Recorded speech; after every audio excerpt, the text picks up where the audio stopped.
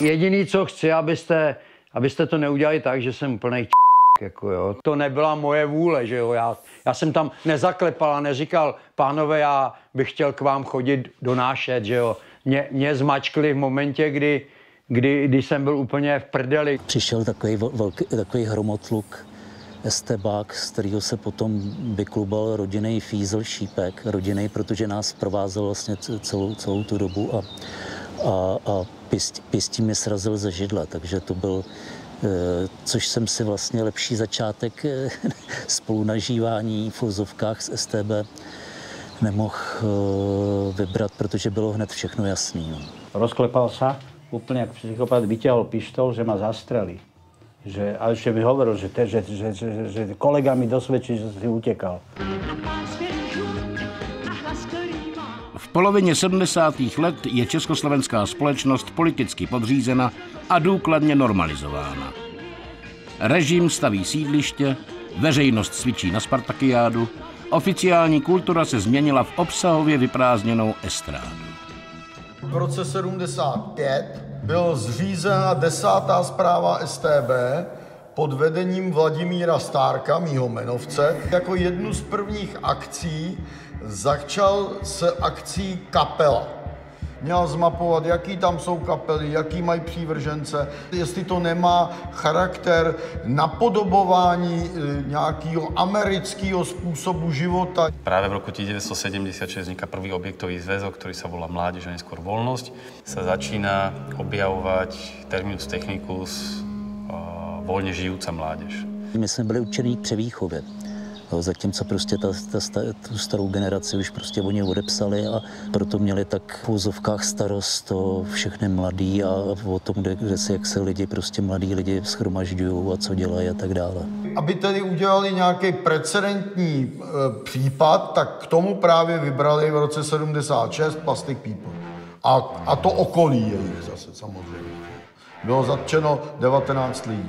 Spáchejte atentát na kulturu, probuďte pátera Koniáše. Tak vymysleli hrubou neslušnost, že ty texty nabádají k hrubým neslušnostem vůči společnosti.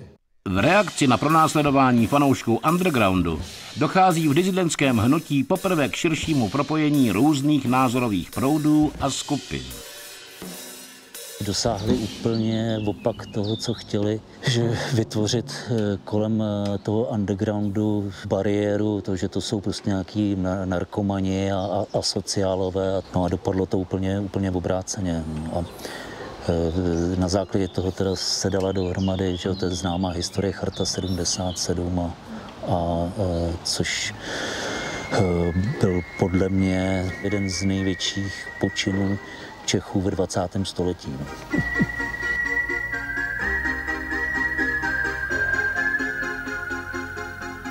Žijí mezi námi. Před léty byli spíše raritou. Dnes je v ulicích především větších měst potkáváme častěji. Jejich zjev vyluzuje úsměv, někdy i odpor, strach nebo doslova šok. Títo prívrženci punkového hnutia a novej vlny sa začali stretávať a práve z týchto ľudí sa začali formovať potom budúci členovia nám známych kapiel aj neznámych kapiel.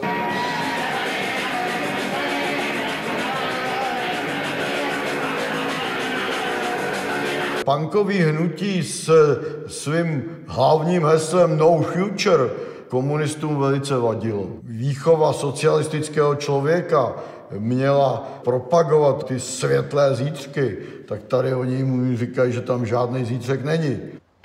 Ta svoboda toho punk rocku a té hudby, to po nějaký uprděný svázanosti 70. let najednou... Nikdo nás nechce, nikdo nás nemiluje, nikdo nás nemá rád. A když si vzpomínám na ty koncerty, strašně to bavilo, tá energie. Začiatkom 80. rokov sa objavuje v Československu fenomén punku a na ňo reaguje aj štátna bezpečnosť. Začína sa predstaviteľom punku venovať, vzniká celoštátna akcia s krycím menom Odpad. Tam je zajímavý, že opravdu ten punk dusili mnohem víc, než potom už ten underground. Začiatkom 80. rokov tu je plán práce druhého odboru správy ŠTB, teda po línii vnútorného nepriateľa na rok 1982 schválený. A tu sa napríklad píše, citujem, v tejto súvislosti v súčinnosti s orgánmi VB aktívne rozpracovávať skupinu závadovej mládeže punkrockerov, snažiť sa ich riešiť, hlavne teda po línii VB, proste za nejaké tie delikty a jednoducho toto hnutie rozložiť a paralizovať. Na zastávke každé ráno stojím, že nepríde môj spoj, sa bojím. Prvú kapelu sme mali tých panchartov s Braňom Alexom a so Suchom. Našťastie sa to nedostalo do rúk eštebakov, lebo ten materiál, keby sa dostal do rúk, akože ja si myslím, že by nás asi na Sibír poslali, alebo neviem čo, lebo jediný text, ktorý nebol protikomunistický, ale otvorene, tak bol, že študujem za smetiara. No. A ináč všetky boli také, že ja neviem, nenávidím všetko, čo není punk, nenávidím lesy, hory a ruský tank. Šikana punkových kapel má podobu diskreditačních kampaní i administrativních překážek, mezi něž patří takzvané přehrávky. To znamenalo, že každá kapela, která přichází a chce hrát veřejně, musí předstoupit před komisi, která byla vytvořena z členů Národního výboru, někoho ze svazu hudebníků a potom z ideových pracovníků těch veřejnoprávních institucí. Ak si nemal prehrávky, pred každým koncertom si musel odniesť texty, ktoré budeš hrať na koncerte, na ten obkaz a tam obkaz dostal 10 textov, prečítal, opečiatkoval, tie môžeš hrať a tie nemôžeš hrať. My jsme tam vždycky byli jako punková kapela, jako jediný, ale samozřejmě jsme to odehráli a oni řekli, no tohle my nemůžeme povolit. Na prehrávky sme si pripravili disco pesničku. Vieš si predstaviť s tými našimi hráčskými schopnosťami v tej dobe, jak asi to disco vyzeralo. A to bola taká, že keď som celkom sám, len s náladou zlou, dal by som, čo mám, keby som bol s tebou. Tak jsme šli do Prahy, že jo, šli jsme k přehrávkám a tam seděl Karel Hála, ožralej úplně jako kráva, což jako vynikající zpěvák, ale poplatnej tomu systému v té Lucerně a říkal, člověče, co to je za kravál? Teraz sme to začali hrať, tak už pri prvom refréne normálne si dával nitroglycerinovú tabletku pod jazyk týpek a mával rukami, že stop.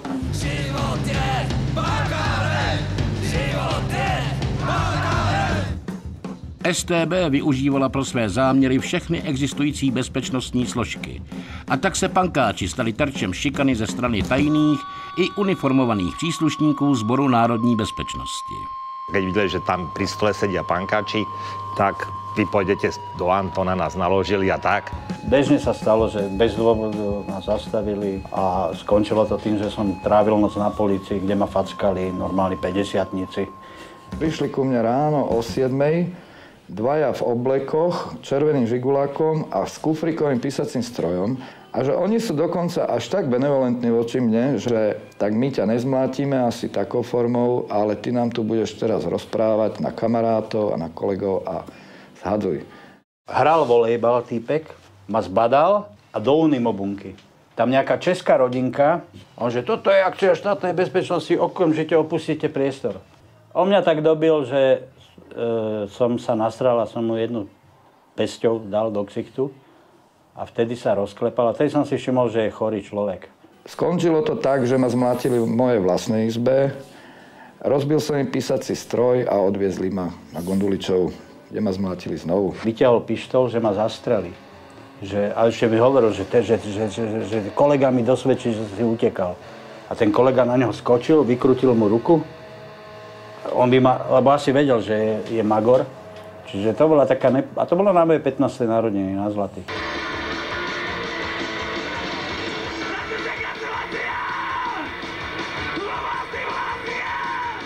Čo je dôležité, treba povedať, že štátna bezpečnosť mala v rukách všetky dostupné prostriedky na to, aby dokázala preniknúť do akejkoľvek skupiny, do ktorej chcela. A my sme potom mali ten tú verejnú skúšku v tom morskom parku.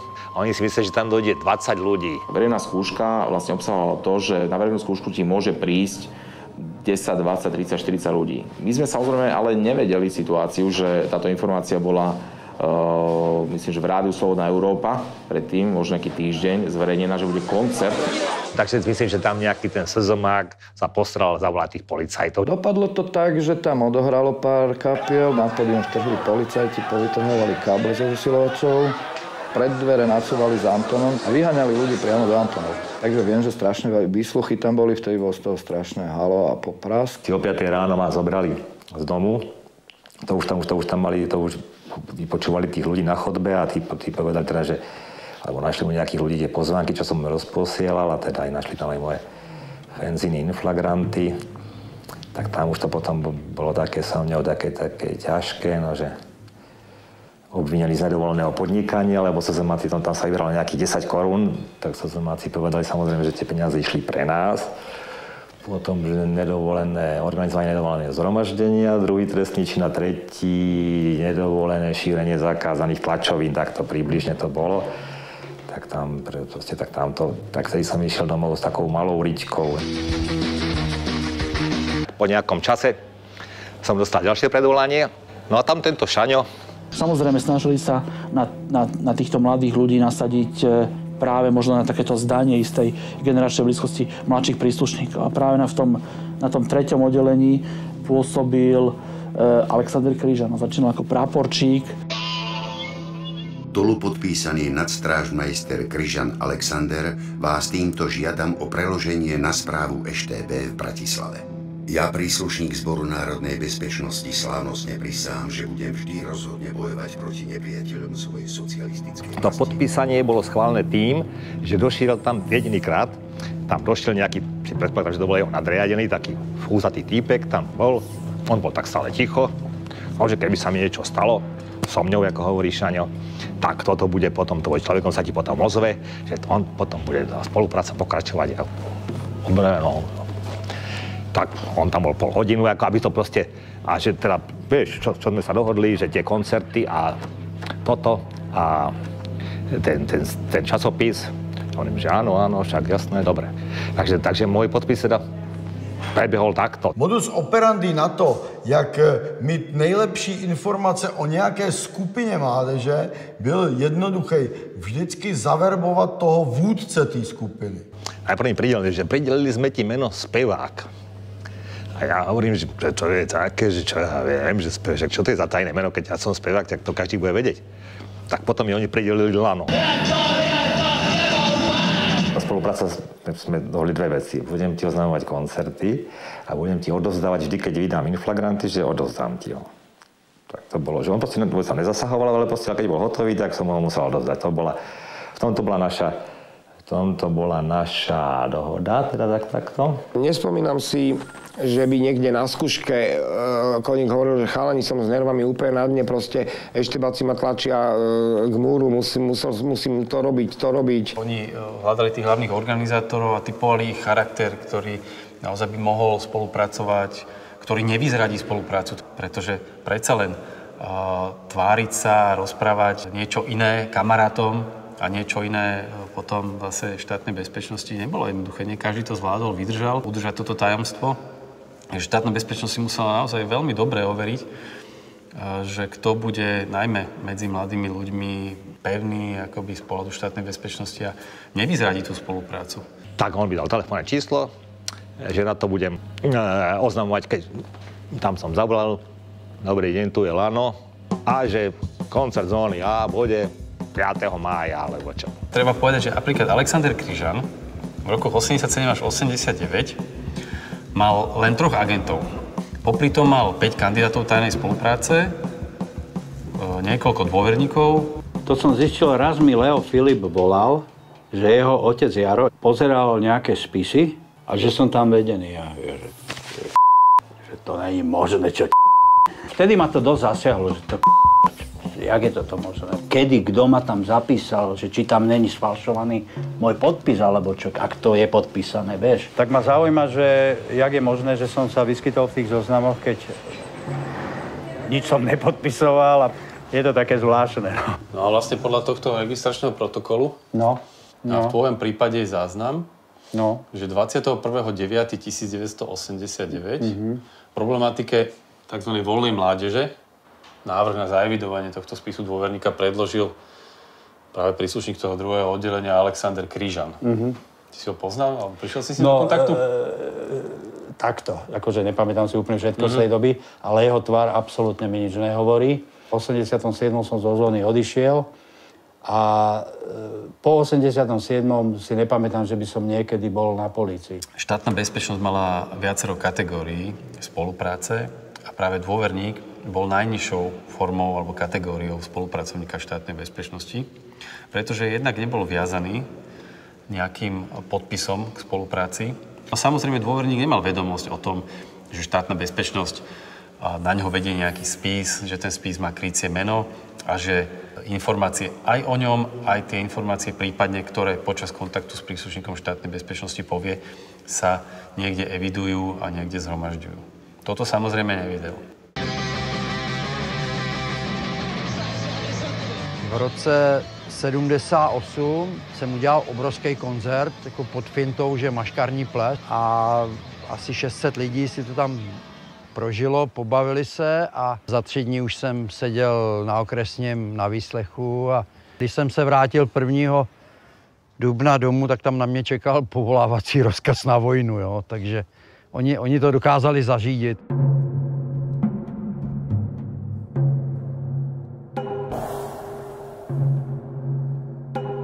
Já jsem byl dost nepozorný a naivní a to bylo 10. výročí Palacha. Já jsem byl takovej rozčilený, že za 10 let po tom činu nikdo z těch mladých neví, kdo to Jan Palach byl.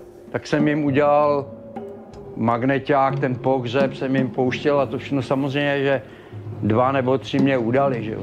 Nakonec jsem dostal rok, no. To závadová mládež přesně dostávala paragraf 100. Jo, to tam na těch borech bylo asi 300 lidí a všichni to měli za 7 kulí jako v Sarajevu, jak je ve Švejkovi, tak něco podobného. Když jsem měl tak 14 dní do výstupu, přišel bachař a řekl mi, máš nahoře návštěvu. Jeden tlustý, hodnej, druhý hubenej, zlej. No, začali, že mají na mě dost materiálu, fakt měli celý spis a že dostanu 6 let a půl do Minkovic. No ale je tady jedna možnost, podepíšeš nám spolupráci a půjdeš domů a budeš to mít u nás dobrý a to. No. V tom vězení já jsem se podělal a řekl jsem si, já chci domů, jo, tady mi to dejte podepsat. Trvalo to verbování, trvalo asi 6 hodin, to bylo dlouhý. Oni prostě fakt jako mě měli nastudovanýho, rozebrali to jako úplně do detailů, pes, máma, brácha, úplně jako fakt jako měli na to čas, nakonec čekali na to celý rok, že jo. To. Mezi pankáčema měl státní bezpečnost zase poměrně širokou agentskou základnu. Při tom heslu No Future, tak tam se příliš ani nehrálo na charakter. Podepsat spolupráci, to tomu pankáčovi nedělalo zase až takovej problém. Nebyl jsem v ten moment žádný hrdina a ta situace, která nastala, se mě potom příhodně hodila k tomu, že jsem 10 let budoval tady punkrockový hnutí. Bohužiaľ, no bolo to tak, ináč by tieto kapely asi si neškrtli. Ale jako taky, že jo, co se dělo, nic, jo, jako. Občas se mi zeptali, co ten Vanek, a já jsem řekl, to je takový umělec, no, tak. A bylo. Já jsem nikdy vlastně nedělal o punk rocku nějakou jako sepsat spis, nebo ne. V tej dobe vlastne ako sme sa tešili z každej odrobinky slobody, ktorá sa objavila, lebo tá nesloboda sa dala krájať. Všade číhala za rohom. Udělal jsem koncert pro několik stovek nebo možná i 1000 lidí. Prostě to nebyl pro ně problém. Oni věděli, že potřebují důležitější informace, než je tohle, takže prostě zavolali do Teplic a tam přišel policejní ředitel a těm dvou z kriminálky řekl, doneste kafe, já si tady s panem Růžičkou popovídám. Oni jenom čuměli, no a pak přišli s tím kafem, tak jsme ho vypili a on povídá, no tak běžte, no. A oni, jako stydím se za to do dneška, ale podepsal jsem to, ale jsou věci, které jsem dokázal, kdyby to tak nebylo, tak bych je nedokázal. V tej dobe to boli hrdinovia naši, lebo proste to dali to, proste, že mohol by ten koncert, tedy by v živote nikoho nenapadlo, že by to mohol byť nejaký spolupracovník, alebo proste niečo takéto, vieš. Já jsem věděl, že to je zlá věc. Jako to, že s nima spolupracuju. Tak já jsem asi 6krát jako odcházel, říkal jsem, že už to dělat nebudu, že mě to je proti mému přesvědčení, ale oni mi třeba nechali měsíc a pak přišli znova a začali mi, že jo, vydírat, jakože povíme to všem a já jsem se toho docela bál, pak jsem si posléze uvědomil, že tak jim to měli říct, že jo. Vieš si predstaviť, že by si povedal napríklad tomu Kryžanovi alebo niekomu, že nie, ja nechcem s vami nič mať?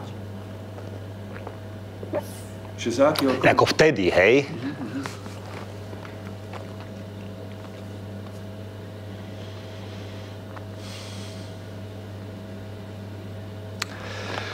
Tak predstaviť si to viem, ale na čo by som to robil? Na čo by som, to je blbosť. Ak ti niekto podáva takú akože pomocnú ruku, sa mi zdá, tak som to bral, vieš, že to niekto nám podáva pomocnú ruku. Tak prečo by som mu povedal, že no.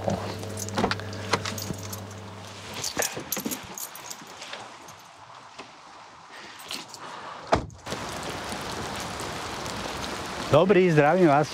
Zdravím. Vy ste pán Alexander Kryžan? Áno, som. Viete čo, došiel som za vami, taká vec, neviem, či si pamätáš zónu A ešte za socializmu? Pamätám si, ja nemám záujem. Nie. Už tu boli od vás niektorí. Nie, lebo viete čo, nemusíte to natáčať. Iba jedna taká vec, že ja som sa objavil ako dôverník a vy ste ma zapísal. No, poďte ďalej. Že ja neviem, že jak k tomu došlo. Sveťo Korbel. Ja Sveťo Korbel, sadnite, poďte aj vy ďalej. No, lebo to mi nejde do hlavy, lebo ja som nič, nejaké kontakty neudržiaval. Proste, ja som tam vedený ako dôverník. Existovala nejaká taká spoločenská požiadavka dokumentovať nejaké nežiaduce javy v spoločnosti. A k tomu, aby sa dokumentovali, tak najprv bolo treba získovať informácie, no na to sú nejaké legálne inštitúcie. Jasne. Tu nešlo o osobu Sveťa Korbela, o osobu Koníka. Tu išlo o určitý jav, ktorý bolo treba riešiť. Ja som robil podľa zákona. Či boli zákony dobré, alebo nie. Čo je to dobro a zlo? Môžeme filozofovať. Áno. My si to stanovujeme. No vtedy sa stanovilo, že toto nebolo dobré, pretože to zle vplývalo na mládež. Teraz sa z toho robí veľká nejaká problematika o prenasledovaní. Prepočte, aj keby som si to... Technickú poznámku, že prečo sa skartovalo, že keď to bolo taká nevinná činnosť? Niekto to asi potreboval. Vydal sa príkaz a príkaz jednoducho... Neviem.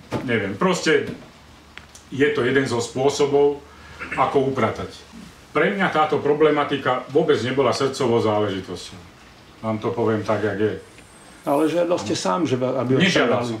Ja som videl vo vašich spisoch, že tam bolo také, že chcel by som to robiť a tak. Tak, neviem na základe čoho a kde ste to vyhrábali, ale bol som oslovený. Možno, že dodatočne potom človek napísal, nebol som proti, to je samozrejme. Ale zaujímalo vlastne, jak to celé bolo, lebo mne sa zdá, že... To, ako to celé bolo, to som vám nepovedal, pretože ani sám celé nevie.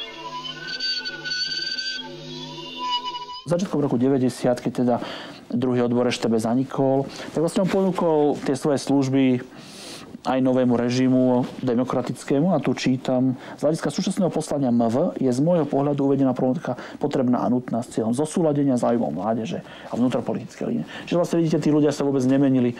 On aj naďalej, aj v tom demokratickom štáte bol schopný, ochotný ponúkať svoje služby ako špech nejakých kultúrnych aktivít mládeže, keby sme to tak mohli nazvať vlastne. Zaplať pánbu, že tá doba je pryč, sú jiný nechutný svinstva, ale tohle jako bylo asi trošku za roh, no, to, co dělali oni. A ani za tohle je nikdo nepotrestal. Prostě ty lidi dostali vynikající důchody a jako žijou si veselé dál, jestli neumřeli. No.